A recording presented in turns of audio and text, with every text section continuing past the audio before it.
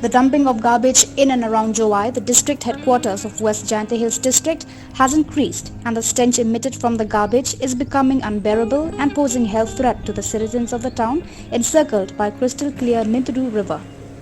People do throw garbage along the roads, but not on such a large scale as seen in the last few months. The dumping of garbage all around the place of Jowai town started increasing when vehicles of Jowai Municipal Board stopped to collect the domestic garbage from the different localities of Jowai.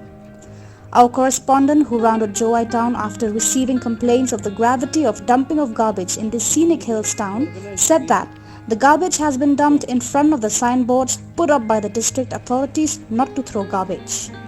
Speaking to the media, some people say that streams of Jowai are now covered by garbage and they are now finding their way to the sacred Mintadu River.